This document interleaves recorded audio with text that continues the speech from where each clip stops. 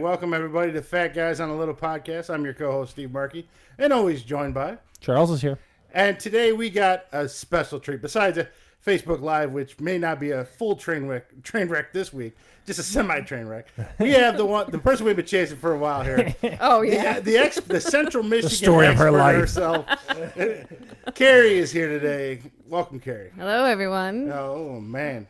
Her and her sister have listened to this podcast, this train wreck. And before we start, what do you think so far of the podcast and this goofy thing me and Charles are doing? Well, now that I'm sitting here, I feel like it's so professional. Oh, wow. Because that's the first word that comes to mind. Shit show is typically yeah. I think it's great. I think it's a good thing for you guys to do. And on the actual podcast itself, it's funny. It's a little all over the place. You like it all over the place. Welcome one to our week lives, Carrie. Bowling. Yeah, see? What did you the think best of bowling? smoker. What did you think of bowling? Our father hated it. Well, he hates bowling. Yeah. Oh, is that it? Yeah. I mean, I'm not that into bowling either, so I was a little bit. Because most of America's not that into bowling. There's only about 25,000 people into bowling out of 350 million Americans. And one expert we had came in. The oil. I didn't know that there was so much into it, but people who are into it are really into it. So. Well, your dad for years, your parents plural. You know what I mean? Yeah, I bowled on a bowling league when I was in 10, 12. I don't know, middle school for what a few years. Average? I got 46. No, I can bowl a good 160 on a good day. Is that with or without the bumpers? I'm just really inconsistent. Yeah. No. Yeah, and I don't have my own ball anymore. So. Are you a curve bowler where you do the curve or you just straight? I'm a left-handed bowler, so I have to hook it to the left. All right, we're already going down too much of a bowling rabbit hole. Right. Just so you know. All right, let's stop. Because, again, we're talking about how no one likes it, but we're like, yeah, so anyway. Yeah. Talk about the patterns of the oil. Cameron likes the podcast too. I listen to it. A lot of times when I listen to it, it's in the car and I'll put it on the Bluetooth so he can hear it. And on the way here, you guys were talking about, we listened to the last episode on the way here. Okay. And I was listening to it at home and then I put the rest on. And you guys were talking about Boy Scouts. Selling popcorn and how that strikes home for you. Yeah, and he was like, you said something like, I feel bad for the Boy Scouts because the Girl Scouts like more people on cookies, and Cameron's in the back seat. He's like, I agree. They're right. Pour one out for the Boy Scouts of America. I never knew they sold popcorn. I swear, until last week's podcast, I had no idea Boy Scouts sold popcorn. And that's the thing about the Girl Scouts is they immediately indoctrinate you into that crazy world of like selling stuff. And I mean, it was crazy with Lorna. Oh, they're like that with Boy Scouts. Too. He has they got bills to pay. $500 goal to sell. How much is a box of popcorn? It's way more expensive. $499. Yeah, I was gonna say, you sell one box, you're done. It's $10 is the cheapest bag, and that's just for popping popping seeds, like a bag of popping seeds. So hold on. I need to pause. Yeah, no, it's crazy. It's not popped corn. Yeah, that's just a bag of popping corn. That's one option. Well, that's why they don't sell it. It's not even caramel corn is like $20 a bag. No, it's not. Yes, it is. Cheddar bags is $50. Well, go no to wonder your grocery store. hates Like it. It's popping season right now. Someone will hit you up. Oh, I'm gonna hit you up. Popping season. I forgot. Yeah, I was gonna say we owe you several. Yeah, you'll I'm see sure. when I send but you like the the link. cookies are like $6 and stuff like that. This corn is crazy. It's crazy. So they say, oh, you like frame it like you're making a donation to Boy Scouts of America, but you're just getting this bag of popcorn as a treat. Do you get a collector's tin? You can. Those are like $35. The Oh, collector's man. tin. Some of them are like $60. So Steve, she's got an order form at the end of the show. She's gonna need you to fill out. So the I do have one. Yeah. $20 popcorn doesn't even come with a tin. No, it's straight just a thing of Jiffy. That's like just a bag of caramel corn with But nuts. think about the children, Steve. Wow. 75% of it goes to scouting. Can I just give Cameron 75% even? Goes to Cameron and making sure he stays off the streets. Mm-hmm. Wow. Okay. Well, I guess that's a good reason. But man, that's now Steve. I know why they don't sell popcorn. Steve, man. Who's gonna buy tough. that? Yeah. You have to go down to Farmington Hills area and start selling out front of Farmington. We were up in Beverly Hills. Northville yesterday. just in front of Kroger selling it. Oh, you had to do a shift because Heather had to do a shift or two. Yeah, I had to do a shift yesterday. And everyone says the same thing. Like, they'll walk up and like, oh, cute little boys, how much is it? And they'll be like, it's $20 per bag. And everyone's like, what? I'll just make a $1 donation. Yeah. Do you have just a tip jar? They do have a tip jar, and people just will throw $1 That's in there. unbelievable. Instead. So the moral of the story is the Boy Scouts need better marketing and better pricing. Yeah, is they what got to need. work on their product, man. Wow. That's crazy. Because like I Yeah. said, I want to say it's $6 for a box of cookies. It's way more expensive for the popcorn. I don't know why. But they do a lot of stuff. Yeah. Yeah. Oh, it's good for what it is now. But Does he have a good troop? Because like Lorna's Girl Scout troop was awful. he has a good troop. His leader is like an ex Army Navy guy. SEAL, dude. Yeah. Watch him. He's probably gonna have like some kind of like throwback issue. Like okay. Yeah, well, yeah, he's like just. Yeah. Oh, he's on it. Yeah. Someone they do a drops lot a of box, things. he just hits the ground. I mean, what the flashback? So one of the reasons I'm excited to have you on this podcast, if you may or may not know, my daughter's now in the 9th grade, and she goes to our old high school there. Yep. And No but names. Steve and I graduated high school together. yes, we For did. those listeners In who don't know. 1973. Yeah, hundreds of years ago. And one thing, oh wait, can I make one more comment about the podcast? Okay. Yeah, sure. One thing that always bothers me is when you say you're middle-aged, because you say that almost every episode, or you make some comment about being old, and I'm thinking like we're the same age. So that checks out. I don't think of myself as middle-aged yet, but even though Really? we're in the You're middle. getting closer to AARP. I don't know. I don't know about you, but I just went to Great Clips today, and every chunk of hair had big chunks of gray coming out of That's it. because I you were in the know. sun too much, as we covered last week. It was the sun. I'm telling That you. still makes no sense. I don't think, yeah. It was already gray. It just anyway, we're not gonna go back to that.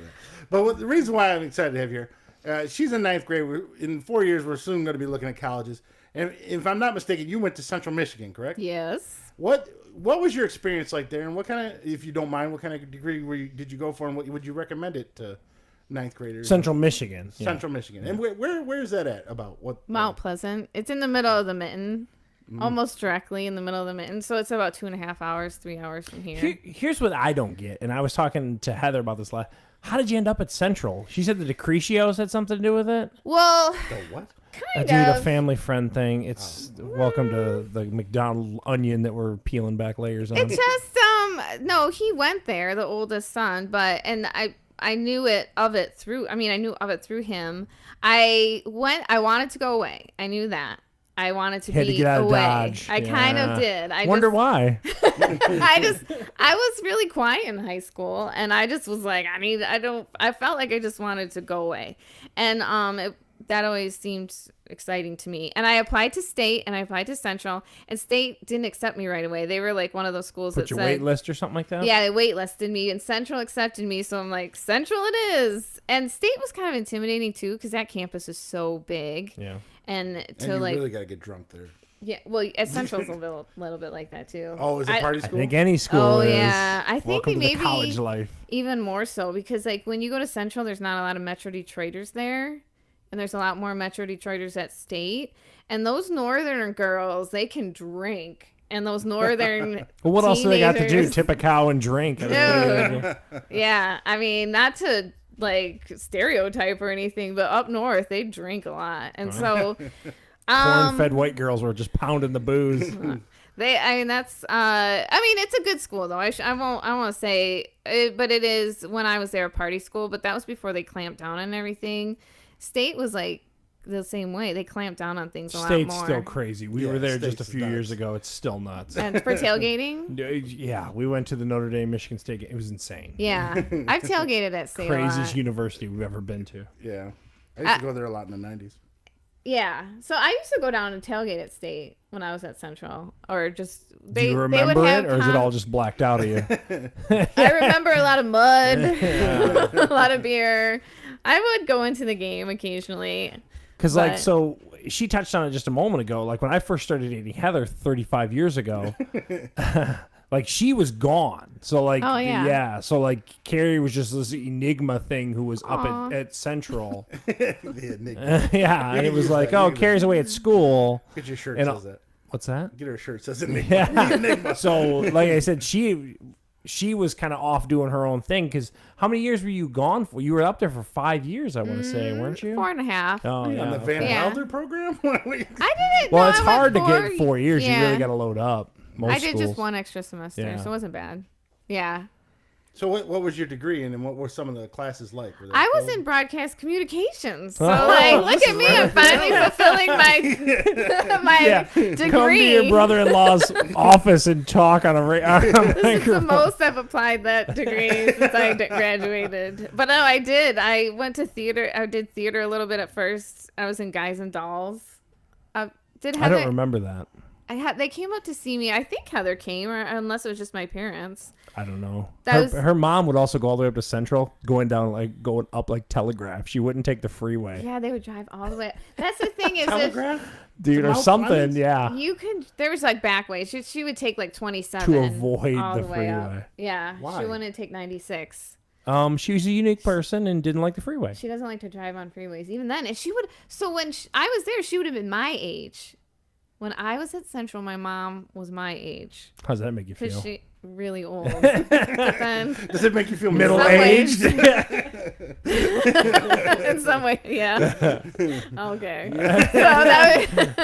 So that's one thing to keep in mind if Holly wants to go away. Is they don't, unless you want to buy her a car, you have to drive. If she wants to come a lot home, of universities don't let you, as a freshman, even take a car up there. Oh, that's right. You couldn't. Yeah. So your freshman year, you can't even take a vehicle. You couldn't. Yeah, we didn't have a vehicle. I didn't have a vehicle until like my junior year. Yeah. Did the classes seem hard to you? Were they not so hard? Pretty much were they small or were they big? people? Were they like what I've seen on like Back to School with Rodney Dangerfield, like 80 people? It depends on the subject. I eventually went into the business school, and I had a business administration minor, and those classes were very big. So they have a big business college up there, and those were the auditorium style. But then if you take, I don't know, the history of movie cinema, which is some of my classes, and those 8 are like guys with a person with a beret on in the front. So it just depends. Like women's religions, that was like an elective or something like that. And those are small. Some of the elective classes are more small, but then the business school was pretty big, auditorium style. I like college courses. I like that format where you just go in and you get like your assignments for the semester right at the beginning. You go in for your lectures. You don't have a lot of tests, a lot of homework. That's the form. You have big projects that you have to do, but it's sort of like work on your own, and I work better that way. I was horrible in elementary school and all of that just because of the constant daily homework. So they were hard. I didn't flunk out or anything, but I think it just depends on if you're interested in what you're doing, and if some people don't like that, it just depends on what you like. And well, you also had to work while you were up there too. I worked at the library. I was gonna say she held on like a weird job within the university to help minimize tuition and all that kind of stuff too. Yeah, that was good though. Working at the library, you can do your homework or do projects or study while you're working. Did you go to the games while you were up there? See any of the football games? Oh, I had this other job on the side where I would work booster. It wasn't boosters, but I would work the concession stands at the football games so you could get in for free. And I would sell hot dogs, and I worked the baseball games. I went to some of the baseball games, worked concessions at games. So yeah, I did go, and that was fun. And it kept me from the tailgating, so I was sober. Yeah. So it was like a double win. Got money. She remembered those games. I got and you had good views of the games, so that was a good side job. Have you followed them? Do you pay attention to Central football at all? I do not. Oh, well, I they know. just lost. I like to Kansas. Kansas hasn't won in like 65 games or something. And they lost week 1 too, so they're 0-2 right now. No. They put up a fight, but not this year. Is she interested in Central? She doesn't know right now. Whatever school is best for her to. She's doing a big push for mid. Yeah, I was gonna say she's pushing to be a teacher right now. Well, they have a good teaching college up there.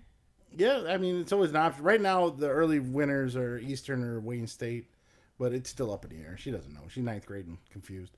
We can barely get her to go to volleyball. So it's hard for kids to go away. Some of the kids that I wouldn't say kids, but girls in my freshman dorm bailed after the first year because they just didn't like it, or even the first semester. Like you start off, everyone's like together, and then people start dropping. just because they don't. That's college in general. Yeah. Yeah. But like a lot of it was just not. They didn't like being away. So you mentioned you had a degree in broadcasting, stuff like that, but you don't do that, right? What? I did work for a The TV enigma station. that is Carrie. Again. Now that we got you here on the See? record, Okay, what do you do that you get to work from home all the Now time? What is your she career? does something now, but she had another job before that. It was weird. I've had like. I've been my a next bit of a question, how do you gypsy. qualify for them? Or, You just want to work at home. Currently, yeah, I want to work at home. Currently, what do you do to work at home all the time? What is your career, if you don't mind me asking? I am a project manager. Right now I'm working for Cigna Healthcare, and I just started that job in April.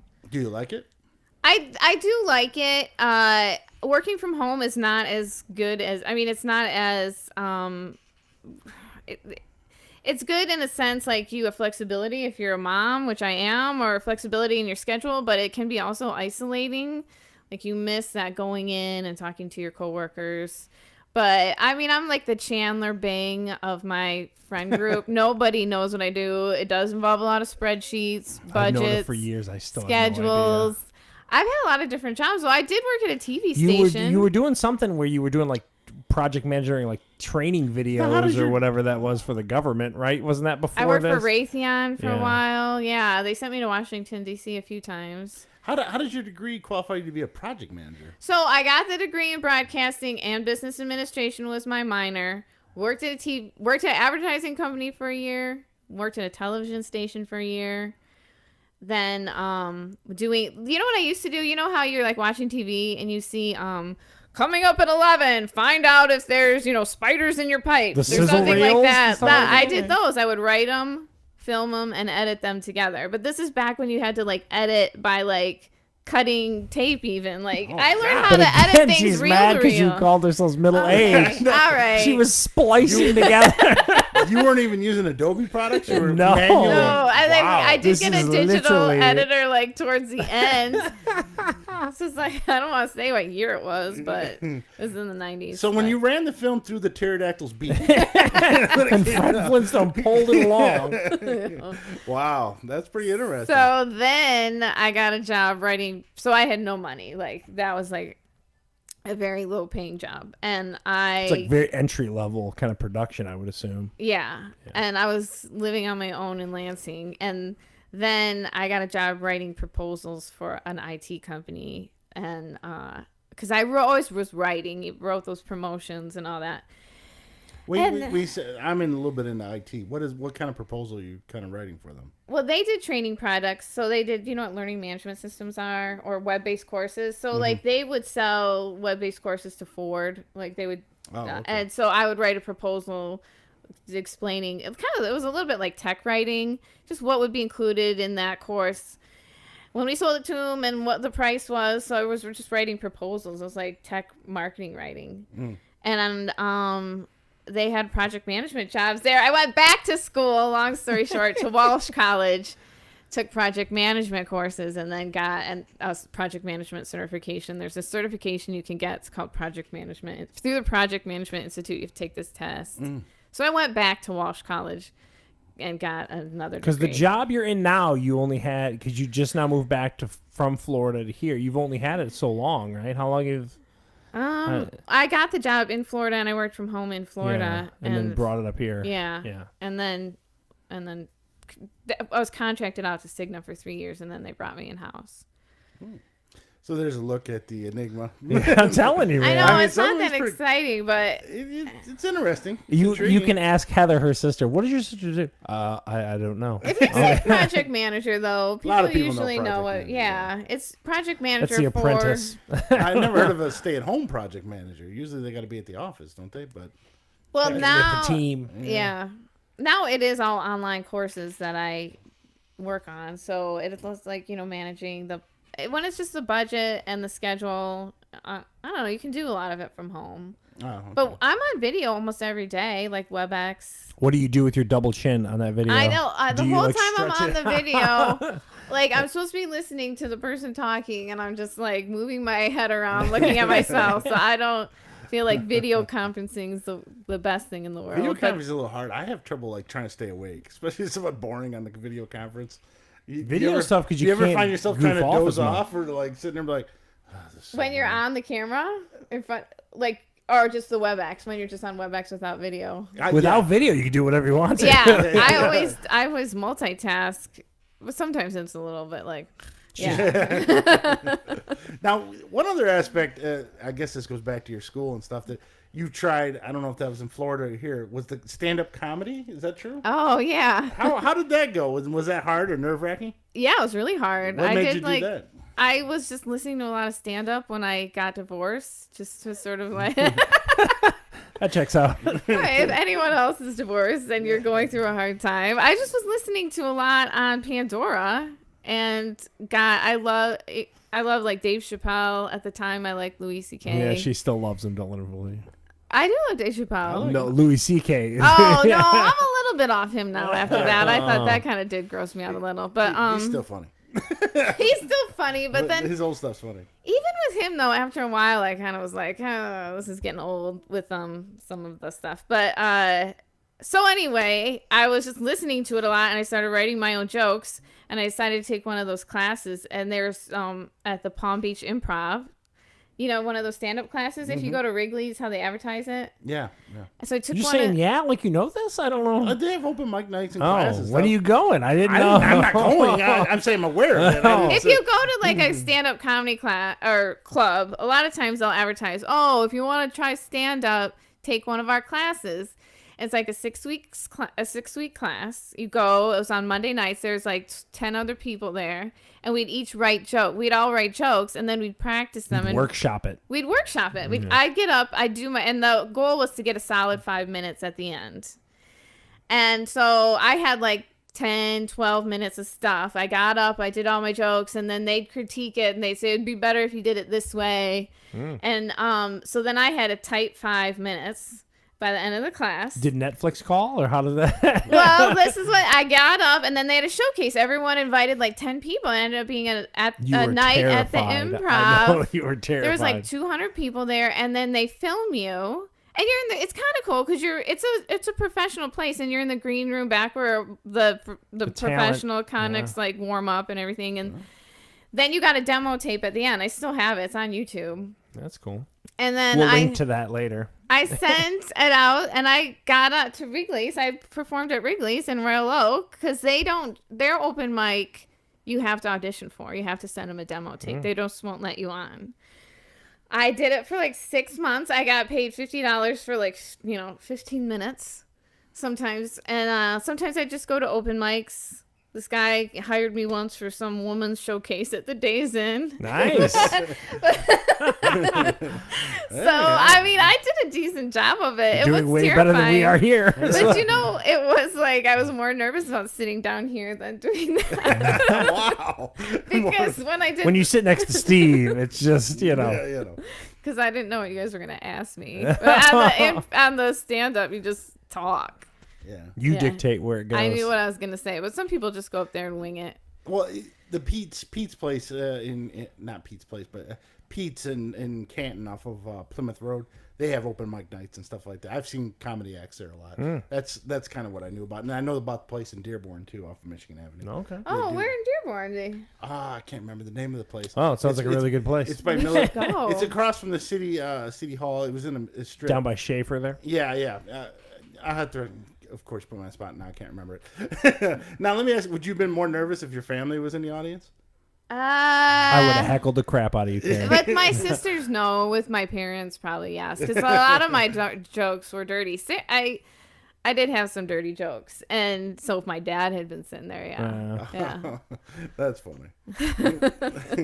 So you want to ask her this last question, Charles? I don't know. The dating world. Oh, see, do you guys not want to know about this? No. So we have a multitude of listeners here, and yeah, all three of them. And people just want to know. So again, you've been divorced now for how many years? It's been 6. It's been 6 years. Wow. You know, I've been divorced longer than I was married. Yeah. I was only married for 5. All right, but life happens, and here we are. So I guess you're the only one. We've all been married a long time, as we were just talking about. what is it like to get back out as a middle-aged person? Oh, geez. The geriatric dating world. Yeah, so, do you go on our time? What do you do? Because when we were in the I 90s, don't qualify. For our age, because we're the same age. In the 90s, dating was bars. Yeah. Going to Canada sometimes, or the Frankies and stuff like that. I'm sure it still is on some level, but not, not when you got a kid at home. Now at age, Oh. what do you do now? Well, yeah, there's more online dating, I guess. It is a lot different. When I was in my 20s, you could just meet people organically, I guess. Yeah. That's what we'll call it, See, organically. you don't even know what that's like because No, at all. I know that part. I know the post-divorce part. Yeah. So If you look at school us up here, Miss Carrie. 43 years, I've been single for about 33 of them. And now we've had conversations. Look at all the freedom in the you past. have, though. So there you go. It's not. It's my natural state. I feel like I've told Charles that before. Yes, my we had natural that state conversation. is probably single. So not everyone's meant to be. So you mentioned. So are you on apps? Like what apps are you on? I have been on different apps at different points in time. Right now, I'm not currently on any because I've got my MO is like. So I am a single mom. I have an 8-year-old. I don't have. You got to be cautious. You know? Yeah. Yeah. You don't just throw your kid out in the world and all that kind of stuff. You got to protect him against. He's never met anyone as Sure. my boyfriend. There was someone I was dating who was a coach on the same flag football league as he was playing Sure. on, and his son. So that would be more organic than apps, correct? That's the organicness that we were talking about. Right. Yeah. And so he knew him, but not as my boyfriend, just as Justin's dad. Mm-hmm. This his son was also on the league. So that's the only person he's ever met because I don't introduce him. I feel like you have to date someone for months in order to introduce them to your kids, but not everyone feels that way. But so at any given point in time in the last 6 years, I've been on Match. Now, I guess here's my from someone who obviously has been with your sister forever. All those are just hookup sites, right? Like, I mean, all these Not Match. No, not Match, Tinder but like is. Tinder and Plenty of Fish and all that kind of stuff is. I've had friends on Plenty of Fish that met people. I've never been on that one. No. That one's free, I think. So it is maybe a little bit more. Yeah. You have to pay for Do you Match. think that the payment services are a little more barrier to entry and people are a little more Serious. looking for a relationship and like a Yeah, I think on Match for sure, because that's like on the one on TV. Like the most relationships have started in Match, so I think that has more of a reputation for relationships. And then they make you fill out I don't know if they make you, but the profile on Match is like so. You can't just be like looking to bang check. You know what I mean? Like you're trying to Tinder is like your picture. You don't even have to put anything. available, yes, no, and keep it moving. Or just looking for fun. Yeah. But with Match is like all this like, oh, what kind of religion are you? Do you smoke? Do you drink? Wow. What do you have kids? What's your blood type? Do you want kids? Yeah. What is your Do you views have diabetes? on this? Yeah. What are your political views? Yeah, So it's so huge. So thing. let me ask the question: as someone, I don't know so you've obviously courted with someone. I've gone on dates with people. I don't know what the term that is I met about being online. rude, but Yeah. like, so what if You've you courted were the young lady. when Steve's I've had relationship blind goes dates. sideways? Oh my gosh. Who? Oh, Steve. Please don't listen, Michelle. Please. Who? I guess would you recommend one app over another? Do you have like a typically like the least amount of dirt bags is here? You know what I mean? Well, it's like different what would you for say? guys and girls. Sure. Yeah. Because Where are the least amount of dirt bags at? I don't know for They're guys. everywhere. I think guys it's safe. I don't know. I don't think there's that many girls out there that Steve's guys looking have for those to worry predators, about. just so you know. I don't know. I think for a girl, it's safer to go on Match. If you're looking to date, like, and get in a relationship, I would say Match is probably the better one. There's also eHarmony, where you have to fill out, like, and That's they can, another and they can profile. reject people. eHarmony can reject people. How demoralizing would it be if eHarmony rejects? I've heard of people When getting eHarmony's rejected gone, from that What one. are some of the reasons a person would get rejected? Where on they eHarmony? think you're not serious enough, or maybe they consent, because they make you fill out a really long profile, and it's the most expensive one. I'm not on there, but like I've just heard about people filling out this really long profile. It takes like forever, and then they'll reject you and maybe they can sense if you're just looking to hook up, because their whole thing is, and I think that one has like a Christian flavor to it or something. There's a farmers dating site too. Yeah, farmers only or something like that. I've seen that before. I see the commercials all the time. And like Christian Mingle and stuff like J-Day. Yeah. I went on this one called Coffee meets Bagel. That sounds really rude. I don't know what that. And I was like, which one? And I did go on a lunch date with a guy, and I was like, well, which one of us is a coffee and which one of us is a bagel? Wow. So I guess if you were to recommend, it's definitely something with some kind of pay barrier tends to weed out a lot of the jerk offs. Yeah, I would say, yeah. But with a guy, I feel like you could go anywhere and like not. I don't know. Maybe it. Yeah, if you ever end up on there, we'll get back and we'll compare notes. Yeah. Give him 6 months, Carrie. Steve, it's getting uncomfortable. It's getting uncomfortable. You know a professional dater. He lives in Durand, Michigan. He knows a lot about horror movies. Yeah.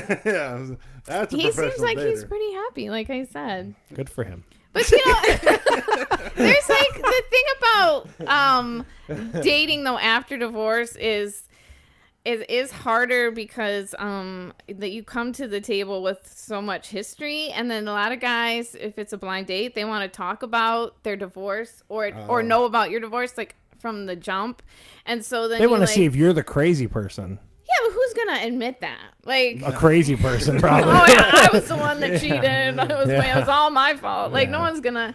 So then you go on these blind dates, and on the first date, you know, people are talking about their divorce or want to know about your divorce, and it's not as, you know, it's so much. It takes that tone where you're like, you know, oh, who wants to talk about that kind of thing on the first date? Yeah. But I mean, if it's your reality, you don't know any different at that point. You know what I mean? Like if it's just what you're living with. But I get your point on how it's tough. But yeah, guys have no tact anymore. Well. Hey, so why'd you get divorced? Really? Were you crazy? Did you drive nuts? Well, because if you look at it, like if I can go on Amazon and get something in 2 days to my house, I mean, don't you think that love should translate to something different too? Like, you know what I mean? Like I ordered this and this showed up. You know what I mean? Like, so you just keep going until you find what you want. And you're comparing the datings. I'm just saying, like, to Amazon most guys are like impatient now and just now. But that's the problem with it, and that's why I get off of it. So my MO is like I get bored.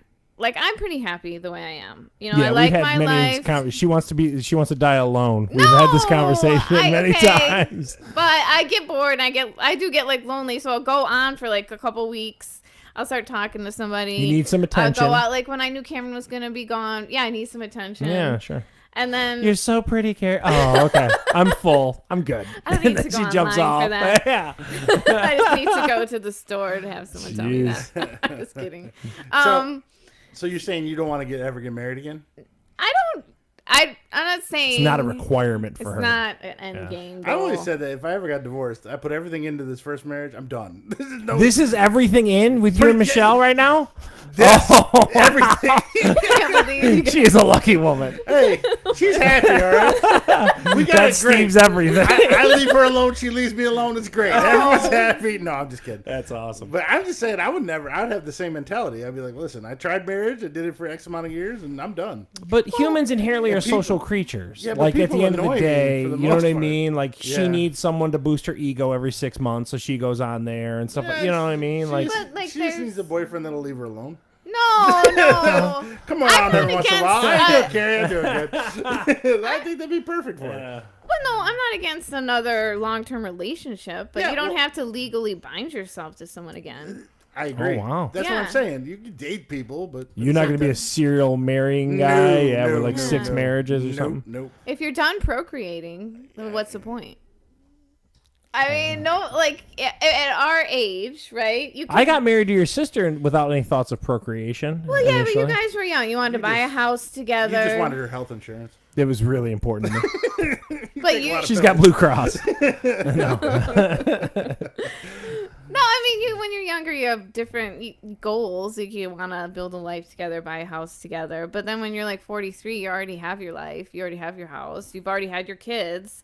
So the idea of being in a relationship with someone, spending time with them sounds nice. Going on vacation with them. But you can do that without paperwork. Yeah, you don't have to have. You don't really have to. And in a way, it might be messier at that point when you do all have you already have your individual stuff.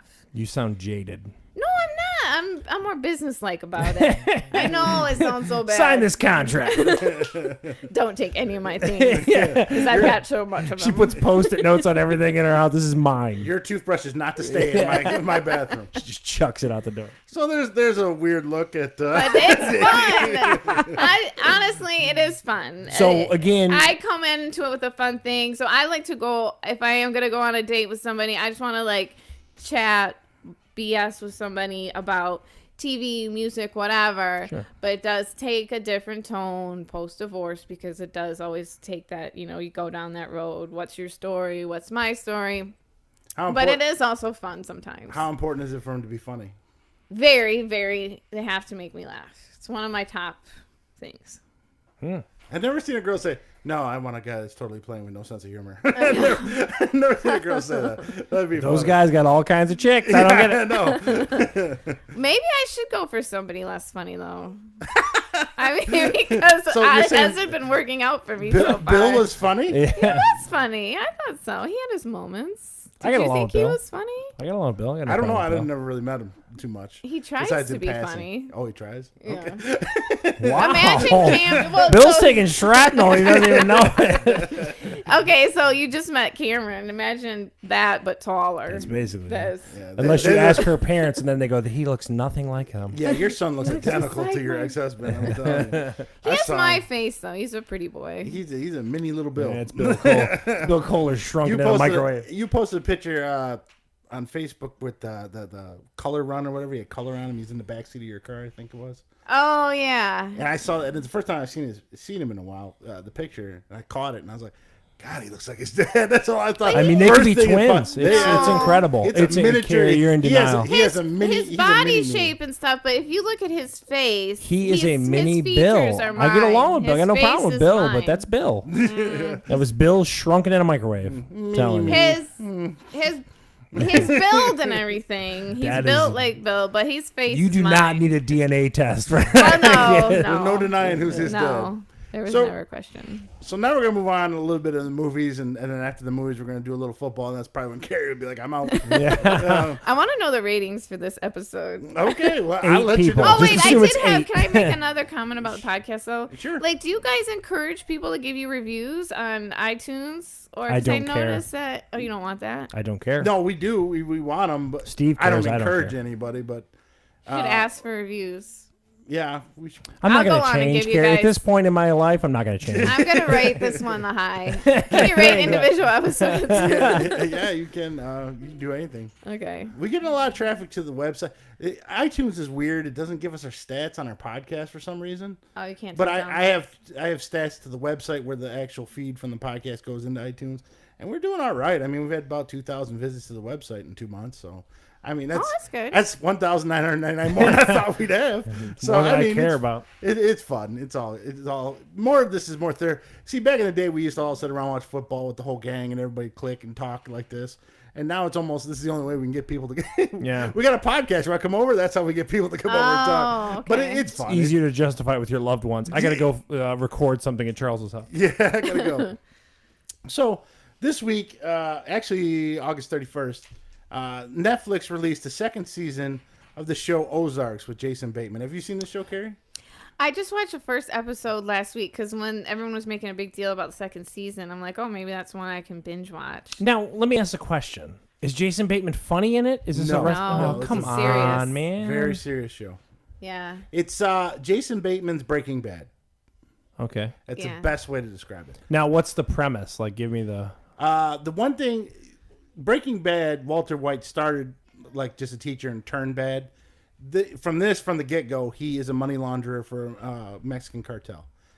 So they don't try to get. They don't beat around the bush. No, yeah. They don't want you to feel bad for him. He's a bad guy. You kind of do feel bad for him. Yeah, well, yeah. How it's I haven't watched the second season, so he's further along. Yeah.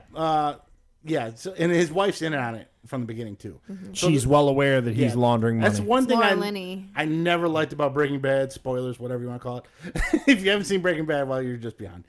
Your fault. His wife was always conflicted. Remember with her in the show, like one minute she'd be with Walter White, next minute I can't do this and blah. So in this with the Ozarks, even though his wife is shady and does, if she saw the first episode, she knows. She's not the most trustworthy person, but she knows he's shady and she's in on it with him. Is what I'm saying. So the first episode, the first season, the cartel, blah blah blah, things go wrong. He's living in Chicago. Him and his family have to leave and move to the Ozarks, which is in Missouri. Missouri or Mississippi? I don't remember. I think it's Missouri. Yeah. I think it's Missouri. So they moved to Missouri, and basically they're reestablishing their crooked ways in the Missouri with all these hillbillies and all this other stuff, and things get crazy from there. Pretty much that sums up the whole first season. Is it filmed really well? Does it look very high budget and stuff like that? Is it 4K delicious and everything like that? Is it 4K delicious? It's 4K delicious. It looks awesome. You know what I'm talking about? It's like 10 episodes each season. So if you are going to binge it, I'd say go ahead and do it. First season's about them establishing themselves. The second season, they're trying to get a casino built. Him and his wife, and because the money he made, he's trying to now put into a casino, so he can launder the money through the casino. Yes. So that's what this season's about. The only knock on the second season I give it is, it's like everything that can go wrong goes wrong. It's like nothing goes right this whole second. I've only made it 4 episodes in, but now all of a sudden there's a Kansas mafia that's getting involved, and there's a huge one. I don't know if you heard about that, the Kansas mafia. Yeah, the Kansas mafia. It's huge, but it's a good watch if you're missing Breaking Bad and you want something similar to it. I would suggest it. What do you think from the episode you saw? It was intense. I mean, it came out with a bang. Sorry, did that mess it up? I was shocked, and I was at a lot of the twists in the first episode, and I would have kept binging, but like the hard part about binging is like I put him to bed, and I'll start watching something at 10, and then I'm like, if I binge, it's gonna take me into the But then she gets up in her pajamas and goes to work, so... I mean, oh, that's right. No, I always get dressed. Do you really? I have to take him to school. Oh, okay. So it gets me Michelle going. just commented it was 4K. It's not 4K delicious. I think it is 4K delicious. Michelle is wrong. Oh, is Michelle listening? Is she watching? Yeah, she's listening on Facebook. Hi, Michelle. It's either her or my daughter. One of the two. I don't know which. So Ozarks, check it out if you're missing... Breaking Bad and Better Call Saul is still running a little slow for you. There's no comedy whatsoever in the Ozarks. I need Jason Bateman funny. I love Jason Bateman funny. He's very cold, calculating, very smart and witty. He's good. So we get like Hogan's Family, Jason Bateman? I don't remember Hogan's Family. Was he serious? I'm just talking about. I like Jason Bateman. I can't think. He doesn't age. It's weird. Yeah, that's true. He's middle-aged, and you wouldn't know by looking at him. Yeah, he's almost 50. He doesn't look like the Hogan's Family. Well, what threw us But it's off, still, I mean, he looks good. He looks good. If I saw him on eHarmony, I'd check his box. For sure. Yes. When me and Michelle watched the first season, the woman who plays his wife looks a lot older than him because she has, the crow's feet and stuff. So we're like, wow, why did we always judge women so harshly in society? Well, Michelle was doing the same thing, and I was like, why did they cast such a much older woman? We looked up their ages. He's actually a year older. Oh my God. And it looks like she's is he? That poor young lady. See, even she didn't know it. Just juding the women of this I know, world. it's so terrible. It's just proof that Jason Bateman does not age. Yeah, he does look good. He's using some facial cream. So I don't know Keeping the puffiness. I don't know what he's doing, but he looks very young. So what is the Great British Baking Show? So this is a PBS show, and Carrie's mom as well as us watch it.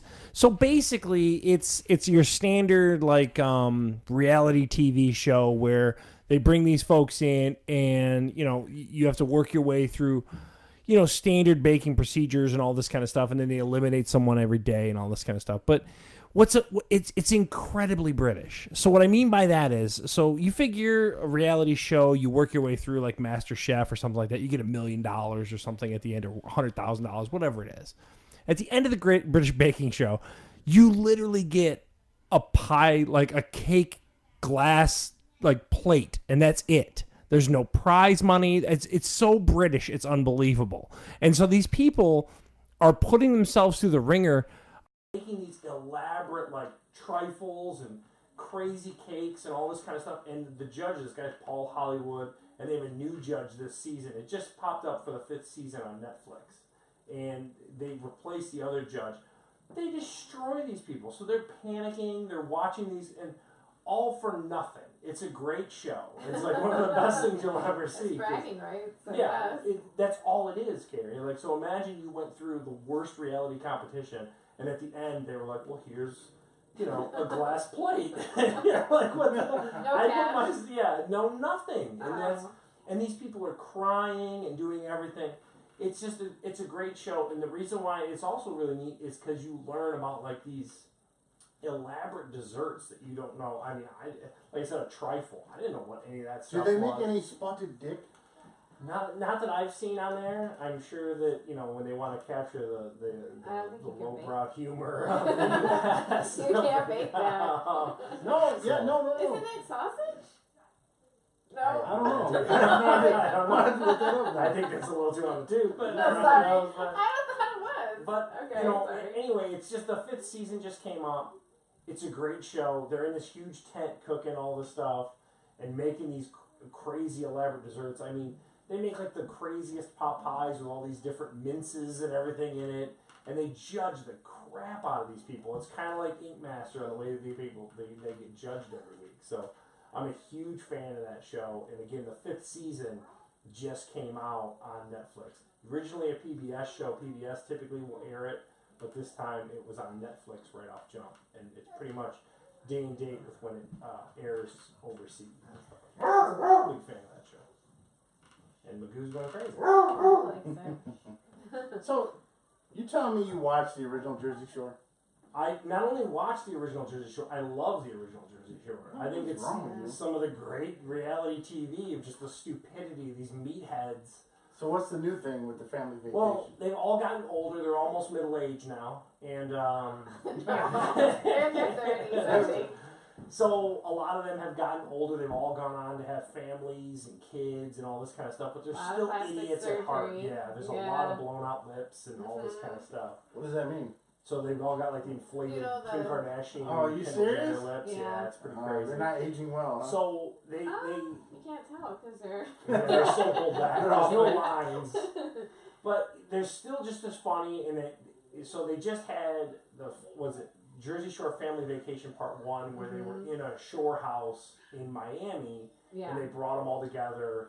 And the big thing of that was Mike, the Situation, was going to propose to his girlfriend on that situation. And he's sober. That's a big thing. Yeah, that's some pretty good stuff. Yeah. He's the one that got in trouble for the tax evasion and all that kind of stuff. Yeah.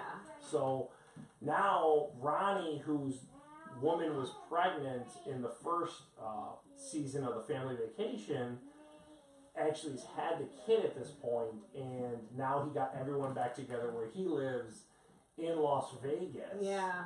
But man, their I keep saying situation, but him and his baby's mama are so volatile together. They are just going toe to toe all the time. I mean, he's had like warrants for her arrest now. She spit in his face this past week. He's convinced she's one of these chicks that like threatens to take the kid away all the time. So whenever she argues with him, she basically is like, well, I'm going to take your kid and run away to Oklahoma. And he's like, I need to see my daughter and all this kind of stuff. But it's just as good and just as compelling.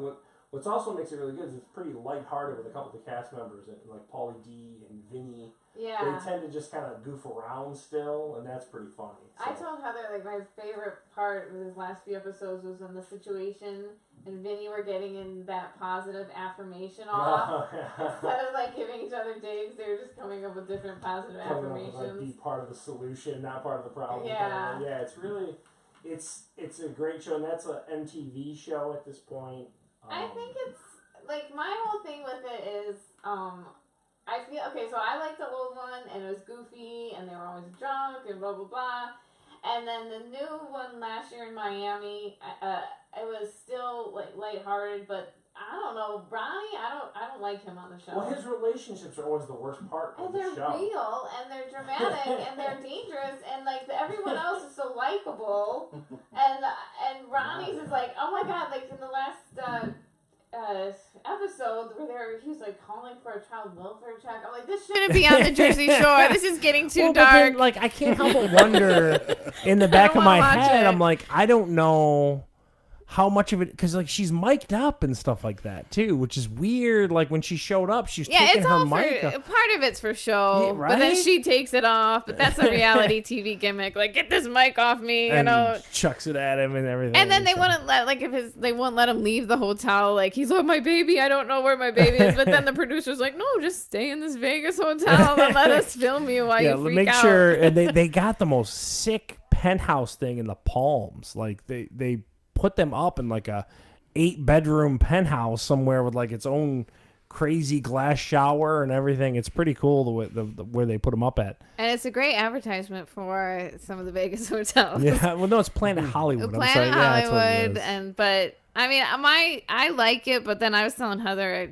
dinner, I'm like, I feel like the whole Ronnie thing's too dark. It shouldn't be on there. And like the last episode, I was like, I don't want to watch him calling the police. I just want to see Angelina come back and be with her now fake she's mouth. back. Yeah, she's gonna fight JWoww. It looks like, or Jenni later on in the season. That's what's supposed to be on reality TV. Like, I don't want it to go dark. Yeah, but he went and finally saw a lawyer and everything. So we'll see. But he's acting like he doesn't know what to do, and he, all these like morons on there are just like, just go get a lawyer, dummy. You know what I mean? Like, I think he's just victimizing himself. Like, he was texting her.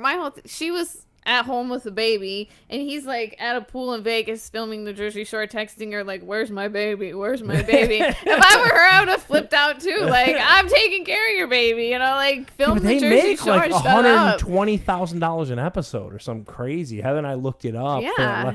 So I'd be like, dude, Ronnie, make that money, man. We got bills to pay. We just gotta get it. I'm gonna come in and throw my mic for a good show. But So I don't know. there you go, the Jersey Shore. I had no idea. I know you of all wrestling is not talking crap right now. Yeah, I get bored a lot. So it's Jersey Shore or Zeus online dating. So what is the Paradise PD? So this is another new. So Netflix has launched a handful of like adult themed cartoons. So they just did the Disenchanted or whatever the Matt Groening one is, and now this Paradise PD came out. This show is terrible. I get the one with the guy from The League in it.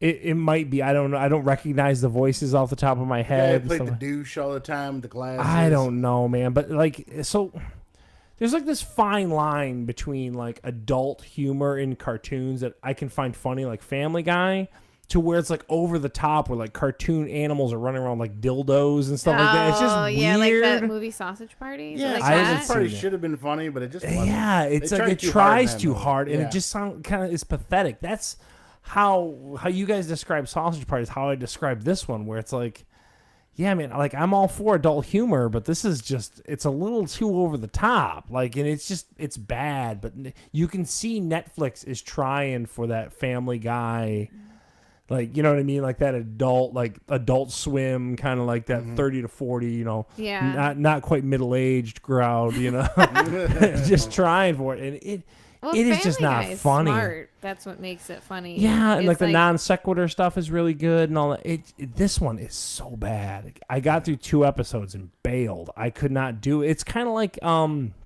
did you watch Brickleberry, the Daniel Tosh thing? Yes. That was trying so hard. It's that same ilk where you're just like, really? Like, too over the top. This is what you think people are into? It's just, it was not good. Not good at all. What was the premise? Was it a kid with an imaginary friend? No, it basically, there's a dad who had a kid who was always obsessed with becoming a cop like his dad. And the kid shot the dad in the nuts, of course, because he, you know what I mean? Like, so anyway. We both laughed. Yeah. But if you watch it, I'm apparently my deadpan was better than what the show is, because it was, and he became, like, through whatever, he becomes a cop. It's so bad. And like he dumbfoundedly like solves a murder, you know what I mean? Like a big case on this heroin stuff. It's just, avoided at all costs. Yeah, there's a lot of adult humor cartoons on there. One of the other ones, because if Carrie likes stand-up, is F for Family. It's made by Bill Burr. You familiar? I like Yeah. Bill Burr a lot. Bill Burr's a funny dude. He plays the dad on that show, and he pretty much does all the. I haven't seen it. It's a cartoon. Yeah, it's a cartoon. Oh. Yeah, it's called. Bill F is Burr for is a Family. funny dude. Bill Burr is a ride. He's Yeah. him and if you've seen Jim Jeffries, he's the other Oh, one. I like him too. Yeah, he's an Australian guy. Yeah, I don't know Australian. Jim He doesn't do a Jeffries. lot I of like jokes, Bill but he Burr. does a lot of long comedic stories, and they're pretty Uh-huh. funny. But F is for Family is another one. It's kind of, I haven't watched it, but it's written and made by Bill Burr, so maybe that'd be. I would give that one a shot, but Paradise PD I see avoid at all costs. It's just, and again, it's on Netflix. Not a fan. So there, everyone goes. Watch Ozarks if you like Breaking Bad, the British baking show if you like to watch people bake for no reason.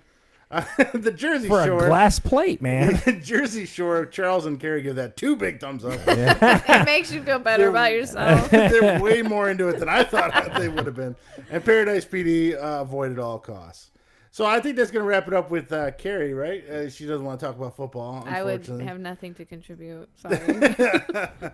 So we'd like to thank her for coming on to the podcast. Thanks, Carrie. And it Thank wasn't you. as bad as you thought it'd be, was it? No, it was fun. Yeah, see? See? So we'll have to have you on Sitting future around talking about episodes. dumb Rate us stuff. a review. So there we go. And then we're going to move. We're going to pause Paused it. it, yeah. Okay. How long was that? Hour. Wow. That's longer than I thought it'd be. Time goes by really good. We had an audio issue on the live. So much lot data. of podcasts to go through. We just got so many nuggets. Yeah, it's just a lot this week. So we're going to finish out our NFL preview. Unfortunately, the season started today anyway, so it kind of ruins a little bit of it. But the NFC West and the AFC West, you got the San Diego Chargers, you got the I hate the Chargers. It's the Los Angeles Chargers. I hate Phillip Rivers. I hate the Chargers. But they're probably going to win that division. But I hate them. Can I just go on record of saying I hate I've them? always hated them. There's something about him I just don't like. Phillip Rivers is the biggest tool bag, and I just cannot And stand everyone him. just blows him constantly. Yeah, they all love him, and he's the most mediocre of quarterbacks. And I'm like, Yeah, he's done nothing in any playoff run. I don't get it. He always starts off the season like 0-4, but then they turn real hot like near the end of the season. I But they should win the West because the Chiefs. I don't know why the Chiefs. I don't know if they won today, but they're you in gotta love with it. Andy Reid, though. I mean, you Yeah, know what I yeah, I mean? like Like Andy you gotta Reid. have big ups to Andy Reid. But I don't like that rookie. Well, not rookie. He's a second year. Pat Mahomes, the quarterback. Yeah. They're in love with that guy. I don't know why. I listen to Tiki and Tierney every day at Sports Talk. They just love that guy, and I don't know. Whatever. What are we missing? Yeah. And then you got the train wreck that is the Raiders. Yeah, let's see what that's going on. They Let's see what traded Chucky does. I think they play Monday night against the Rams. They'll probably start off 0-1 if I had to guess. And then we got the Broncos. Now, see, the Broncos are interesting because if Case Keenum can play like I he don't did, believe. Yeah, I don't think so either. I think it was a one-year He had that fluke. huge defense and behind him and didn't have to do much Well, besides. The Broncos have a good defense. Yeah. But they have no running back I can speak of. They got one receiver. I can't even think of his name. Oh, receiver. Yeah, so I don't know. We'll see with that. I think, refuse to pick the Chargers. I'm going to go with the Chiefs just because I cannot stand Phillip Rivers. And when they're on my television, I just want to shut it off and walk and away. Everybody on that CBS broadcast loves Phillip God, Rivers. if I got to listen to Boomer and Phil Simms talk about Phillip Rivers one more time. For a guy that's never even been to a Super Bowl, or even has he been to an AFC Championship game? Dude, I don't know. I don't think he has. Maybe once. He's just so competitive. He's an asshole. He's always screaming and arguing. thumping and Like I whining said, to the ref. I was done with him the one year where he had to take a knee to win a game against the Chiefs, and he fumbled it. The Chiefs got it I back. can't stand I'm done with Phillip that guy. I don't care. Move that team, eliminate that team. I don't care. I just don't care. I'm going to go with the Chiefs just because the Chargers. And then the NFC West, we got the LA Rams, Seattle Seahawks, of It's course. the Rams division San to lose, Francisco, let's yeah. be honest. And I mean, Arizona. now, what do you think as far as the addition of Ndamukong Suh out to LA? What is They signed Glover. What is the other? Yeah, I know the dominant D tackle. Let's go with that. Yeah. God, we should know this. We are just the worst. Yeah, We the older I get, research more I nothing. forget We just stuff. talk. Yeah, yeah. So they should win that division hands down. I mean, it shouldn't. I think that Seattle's a bit of a dumpster fire. I don't know. You know what I mean? Like they're 145 years old is their average. They've traded off most of their defense. Their offensive line is Swiss cheese. They've got 21 guys and Russell Wilson. Yeah. So good luck to them. And then Jimmy Garoppolo, and we're recording this later on Sunday. He's already proven that he's not already Tom 0-1. Brady. Now, in his defense, Minnesota's defense is pretty good to play against. 1 touchdown, 3 picks. Yeah, well, yeah. And then when we left, Arizona was losing pretty badly to the Redskins. Adrian Peterson had 2 touchdowns on him. It was 14. Well, but this is the modern NFL. You don't need a running back. Yeah, so Arizona's probably nothing. So you got the Rams, and that's about it in that division, really. And again, if Wiggs is listening and BV is listening, my squad tied the Cleveland Browns today, 21-21. I'm just telling you guys, I don't like it. Yeah, that's all I'm going to say. Roethlisberger threw a lot of picks. Yes, he looked awful and awkward. Oh, yeah. So. And if I didn't have to get rid of my Sunday ticket to afford to repair my house, I would have been watching that game. So there you go, a little look at the NFC West. That's so not the Chargers is for me in LA. I say the Chargers and the Rams. So there you go. Maybe each week we'll pick some big games if we can. Maybe we'll pick the Monday night game and see who be the winner each week as we record this late on Sundays. Next, we're going to go into some reviews. And I don't know if anyone has seen the Facebook Live. It is a train wreck. Oh, we're putting our fat butts on Facebook Live and recording this. Who wouldn't want to see this jewel of the internet? We bought the MEVO camera. Yes, the MEVO camera. It's supposed to auto adjust back and forth. So explain. So what it does is it's a stationary camera, and what it takes a 4K resolution picture. And it basically will see where Steve's fat head is and where my fat head is. And what it's supposed to do is it's supposed to take a 720p, which is what you broadcast out on all these streaming services, kind of little chop of that 4K image and basically pan back and forth. And it works pretty good. But the issue is it likes Wiggs' nuts. It likes, my Mario montage on the back here with the stickers. The audio seems to be a little finicky. I don't know how we're slowly trying to integrate all the mixer audio out, but we're obviously having a few quirky things with that. But we thought it might be funny to kind of see us and see what we talk about and see how we do while we sit here and talk to you folks. Yeah, and the camera has a mind of its own. Like I said, it's supposed to zone in on whoever's talking. Sometimes it does, sometimes it doesn't. And there's no real adjustments you can make on the iPad or the because it requires settings. a tablet. There's no PC. Yeah. There's no anything. It requires like an iOS device to run that MEVO app. Yeah, to kind of give it its head end, if you will. So I don't know. I mean, it's better than having someone sitting here just controlling the camera back and forth. But that's why we had kids. But yeah, so I don't know. Looking at you, Holly. We're gonna work it out probably in a couple weeks and keep it going. But right now, of course, it's hit or miss. It's a complete disaster. Yeah, but at least we are getting out there. We're on live. Yeah. Speaking of which, if you got a chance, go to the website, fatguyslivepodcast.com. plug. At the top, you will see a brand new link to our YouTube channel. Oh. You can see some game footage that I've played on some the new Spider-Man review coming next week. You can see some interviews we have with Holly the first day, and even last week's podcast, and this week's podcast when I get around to posting it sometime. Yeah, all 6 hours of it. Yeah, 16 hours of this podcast. So next, we're going to take a look at something that probably could be pretty handy for people. The Cobalt 12 volt, 120 volt. Wait a minute, how could it be 12 volt then? Because air inflator. So what's cool about this thing for $50, right? So this is a little air compressor that sits in your car or is at your house. So what's nice about it is it has dual power options. So you can plug it into a standard 120 volt outlet at your house, or if you need to inflate your tires on the road, it has the cigarette adapter into it. Now, one of the bigger features that I like about this thing also for $50 is it's got the dial-in PSI. So the nice part is when it's really cold or something like that's outside and you get that annoying deflating tire thing that we've all experienced because it's in every modern car basically since 2008 and forward for like the past 10 years. Yeah. You basically put this thing to 35 pounds, hit play, and go sit in your car and keep your butt warm. And it will just inflate your tires to whatever PSI range and then just shut itself off. So I plug it into the cigarette lighter, run it out, and juice up every tire as I need to. It's a pretty handy device, and I actually carry it in my car, as I think most people should carry some kind of inflator in their car, because you get stuck in that stupid warning shows up all the time when you're out on the road. It never happens when you're in your garage or in your driveway. So for $50, I think it's a pretty good peace of mind, and it's a pretty good piece of, kit. And I've had mine now for at least a year or two, and it's worked without fail. And it will tell you whatever PSI is in the actual tire, as well as what you could set it to and all that kind of stuff. So I highly recommend that Cobalt 12-volt, 120-volt inflator that they sell for $50. Is that what you use to inflate your boat?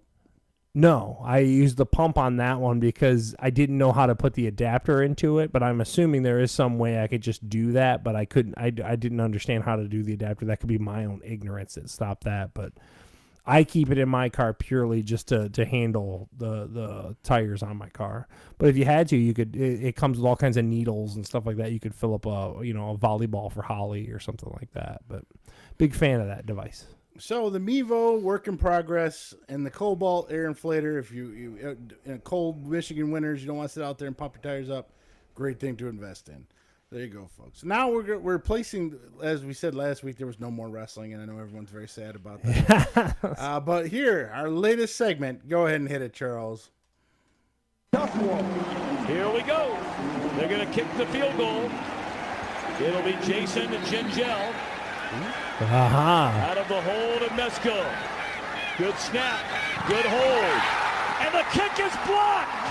Appalachian State has stunned the college football world. One of the greatest upsets in sports history. Blocked by Corey Lynch. So Whoa Nelly timer, 5 minutes, starting now. We got a Whoa Nelly timer. Whoa Nelly. So that was 2007. That was Appy State beating U of M 32-34 at the very end. I'm going to be reminding folks as often as I can of Michigan upsets leading into our college wrap-up roundup thing here. So thought you'd like a little piece of that audio. That was pretty good. So, because Carrie was here, I did happen to catch the Central score. They did lose 30-7 in Central to Kansas. And again, that's something like, I want to say it was like 46 straight losses. What was the number? I think it was something crazy. Something ridiculous. Yeah, ever since Charlie Weiss made it out there in pudding pans. Yesterday, not a lot of great I got games. a huge takeaway. Huge takeaway. Here's my take on college football Saturday.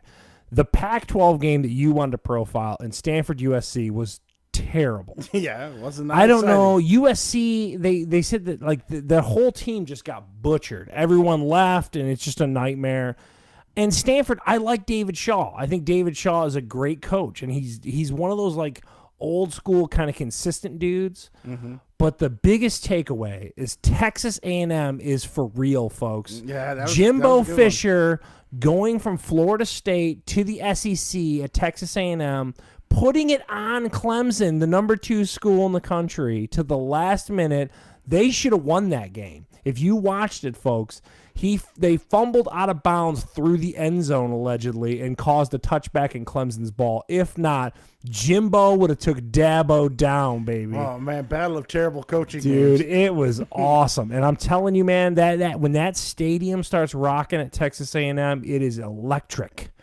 Oh, my God. And I am stoked on Texas A&M football. Jimbo is real, folks. Jimbo's got him playing. Dude, it was great. You know what I mean? That was a great game. That's probably the best game of the night, of the day. Like you said, Stanford USC, I thought would be a little more exciting than it was. Yeah. One thing, Stanford is boring. That's just how they play. But, man, USC, they couldn't score. USC had just no dynamic. It was just, ooh. And then let's talk about Charles and mine's favorite team. Notre Dame looked like dog crap. Yeah. I don't know what they were doing. And they kept kind of talking up Ball State, and they were like, and I'm just like, what am I? This is Muncie, Indiana University here. I'm like, what, did you catch the last stat? Ball State was like 0-9 in the last 9 games. Yeah, I don't know. Come on, you can't talk about that's that playing much. down to the competition. You big threw time. 3 picks against Ball State. Come on. Yeah. How you not pull him at that I don't know. And again, we talked about it a little bit in the pre-show here. Florida State struggled against Samford and all that kind of stuff too. Yeah. So This week in week 2 of college football is the epitome or the epitome of squash matches. Yes. As BV coined the term from his wrestling, what is exactly a squash match, Steve? That's when you have a major talent, such as like a Hulk Hogan, goes on like a Saturday morning superstar show and just squashes like Iron Mike Sharp. For like and that's 5 what was a minutes. ton of those. A bunch of those games were just not that. Yeah. I mean, there were some 70s scored. Most of the matches sucked this weekend. Alabama, they played a high school. I don't know what happened. Yeah, and as I'm looking at the show notes, that Michigan State, baby, lost to Arizona State. Last second, Herm Edwards got those Arizona, Hermy. those Sun Devils out there fighting, and they beat them on a last-minute field goal to beat Michigan State. Michigan State just did not.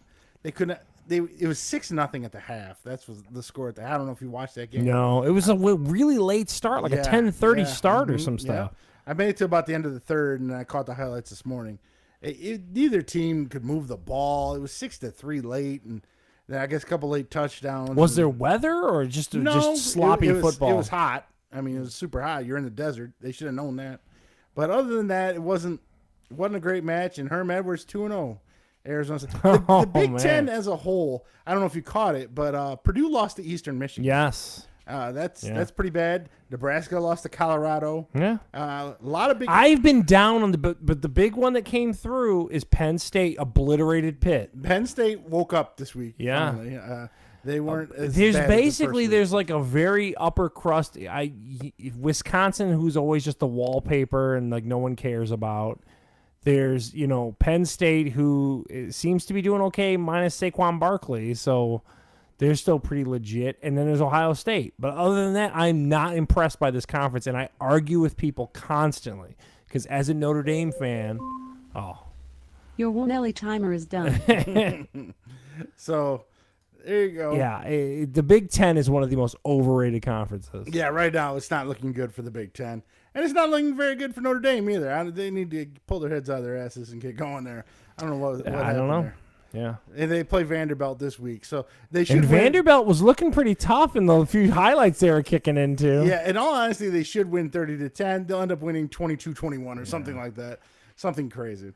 So, as a child, 2 of my favorite movies, Animal House. Well, I had 3. Caddyshack as a comedy, and Cannonball Run. Who didn't love? I loved Cannonball Run. Cannonball Don was DeLuise. kooky, man. Dun, dun, dun. Cats It was Chaos. kooky. Burt Reynolds smacking him in the face. Yeah. And then Jackie Gleason in the Smokey and the Bandit movies. He's got my fish. I'm going to smack your mama. But the glue in those movies was Burt Reynolds. Yeah. And as everyone knows this week, he died Passed at away the age 82. 82 years old. Yeah. So I didn't know. So apparently does he have ties to Michigan too? Like, was he born here or Yeah, something like they- that? But he moved as an early age to Florida. The one thing about local news, any way they can tie a celebrity to the state somehow. Yeah. He was born here and then like at 1 moved to Yeah. Florida. He's But a I Michigander. the one piece of trivia, I didn't know the Florida State fact. So he was a Yes. fullback at Florida State Yeah, or something like I thought that. he played on the basketball team too, but I could be wrong. Yeah, with that's that. kind of a neat. He was little an piece of athlete trivia. at Florida State. Yes, he Yeah. was. Now so Steve talks about his affinity for Cannonball Run and all. I came to Burt Reynolds way later in life. I loved him in Boogie Nights. I thought that Boogie Creepy old Nights. dude. But the funniest thing was so I was with his recent passing. They were talking about a few things and showing an old Mark Wahlberg interview. Burt Reynolds wanted to play the one character with an Irish accent throughout the whole movie. And everyone was like, this isn't going to work, but you just got to let him do it. And so they let him film a few scenes, talking all Blarney Stone. Because he's this old eccentric actor. I thought it was really crazy. That's funny. So, yeah, if you haven't ever seen it, definitely watch Cannonball Run. Both 1 and 2 is Smoking the Bandit. Third one he's not in, so I don't even know why they made a third one. Boogie Nights, of course. They're all the Dukes of Hazzard. He's in that one. Not the greatest of movies, but Burt Reynolds, long career. He also, what was the primetime TV show he had? Shady something. I have no Shady idea. Retirement. It was on for about 8 years. He had that going for him for a while. So the Burt Reynolds, 82. R.I.P. Bandit. Yeah. So I don't know how many of you out there are familiar with Minecraft. So if you check Minecraft's an online thing. It's a game. It's on every system known to man. You can play it on your toilet. It's pretty much on everything. Basically, a company has stolen kind of the Minecraft idea, mixed with a little Lego. And I've seen these it's before. kind of a hybrid of the two worlds. Yeah. So the article that I wanted to talk about was this Roblox, which again, maybe if you have a younger boy, this is on your radar. It completely wasn't on mine. They just raised another $150 million worth of funding to give them a worth valuation of $2.5 billion or some crazy stuff like that.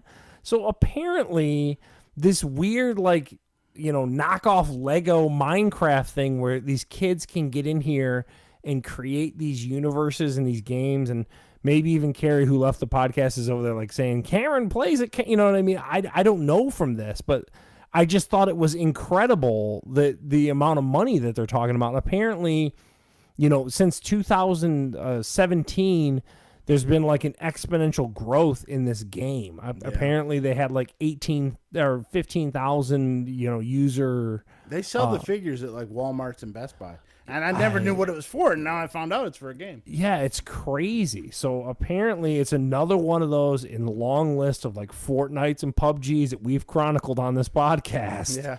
That somehow is just this crazy, weird online universe that's worth a mint. Well, what I find funny is it's only in 40 countries that speak English. And if you read the article, they're now releasing a Spanish version that's going to hit, Mexico, Spain, all the Spanish. So it's just going to blow up even further. More, yeah. So I don't know from that. Yeah. So Roblox, man, apparently is a thing. Yeah. So last we're going to have a rant. We're not going to do the check-in because there's no one listening. They listened to the first part. We had listeners on the first part, but the second part, they're like, God damn, these guys are going to talk for 3 hours. But one thing me and Michelle and I, actually, after marrying her, I never watched the local news all that much, to be honest. That's Michelle's staple. Is local news are terrible. All it is murder, death, and it's awful. Well, yeah. Michelle loves it. She loves the local. Every day for dinner, we have Channel 4 local news on with Dr. McCreepy and all the other people on there. And the one thing I've always pointed out, and I never understood this. So now there's hurricanes coming, right?